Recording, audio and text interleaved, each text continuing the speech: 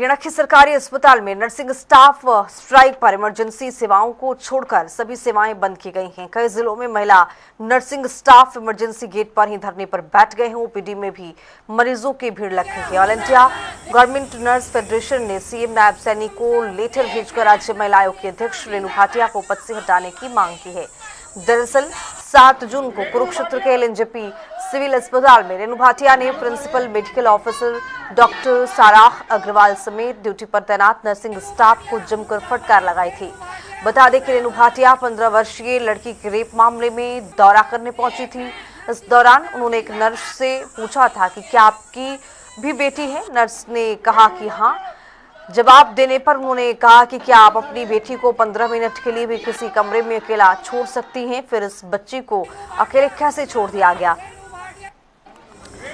और इसी को लेकर ये तस्वीरें निकल करके सामने आई हैं। 2 तस्वीर आप देख रहे हैं, पंचकूला सोनीपत की तस्वीर है। सरकारी अस्पताल में नर्सिंग स्टाफ हड़ताल पर है, जमकर नारेबाजी। रेणु भाटिया के खिलाफ जो चेयरपर्सन है महिला आयोग की, उनके खिलाफ ये नारेबाजी देखने को मिली है। और ऐसे में एक ही मांग की जा रही है कि किसी तरह से जो रेणु भाटिया है चेयरपर्सन, उनका इस्तीफा चाहिए। भिवानी, करनाल, फतेहाबाद की भी तस्वीरें कुछ इसी तरह से निकल करके सामने आई हैं। रेणु भाटिया के इस्तीफे की मांग पर जो नर्सें हैं वो अड़ी हुई हैं। सरकारी अस्पताल में नर्सिंग स्टाफ की हड़ताल के बाद पूरी तरह से जो सेवाएं हैं वो ठप पड़ गया है। और ऐसे में मरीजों को बहुत परेशानियों का सामना करना पड़ रहा है।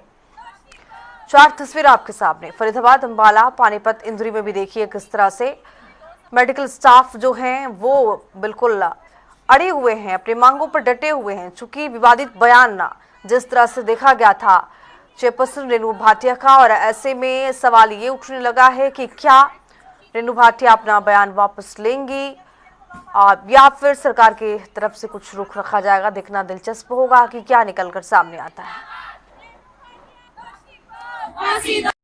ये चीज जो हमसे पूछी जा रही है कि फीमेल का वहाँ होना जरूरी नहीं था क्या, ये चीज उस डॉक्टर से भी पूछी जानी चाहिए थी कि जब आप एग्जामिनेशन कर रहे हो, आप बीइंग अ डॉक्टर, आपको भी इस प्रोटोकॉल का पता होना चाहिए कि मुझे एक फीमेल को बुलाना है। अगर ओपीडी में 200 फीमेल आती हैं तो एक ही फीमेल को या तो पर्टिकुलर वहां लगाया जाए, तभी वो वहीं उपस्थित रह पाएगी उस कमरे में, ठीक है।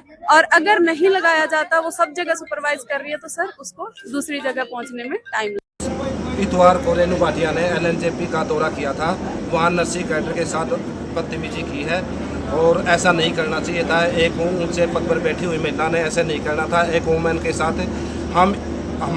हमारा आक्रोश अब ये है, जब तक रेणु भाटिया हमारे सार्वजनिक तौर पर आके माफ़ी नहीं मांगती, तब तक हमारा धरना अनिश्चितकालीन रहेगा। और माननीय मुख्यमंत्री महोदय से हमारी यही रिक्वेस्ट है कि इस महिला का इस्तीफा मंजूर करें। कुरुक्षेत्र में जो एक डॉक्टर शैली ने 15 साल की लड़की के साथ रेप किया है, उसकी इंक्वायरी के लिए मिसेज रेणु भाटिया वहां पर गए थे।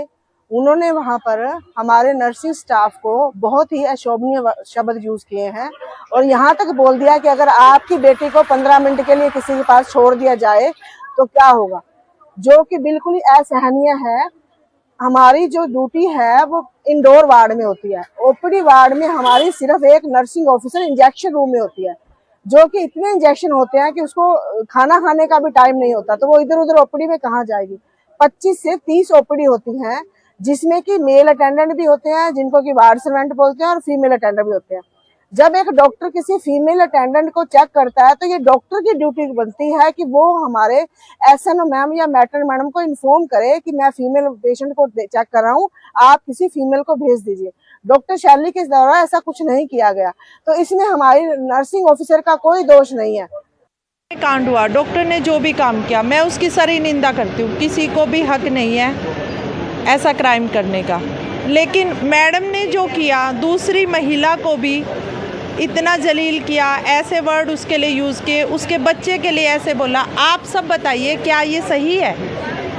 क्या संविधान हमारा किसी भी अधिकारी को, किसी महिला को या उसके बच्चे के लिए ऐसे वर्ड यूज़ करने की इजाज़त देता है? जो उन्होंने किया क्या वो सही है?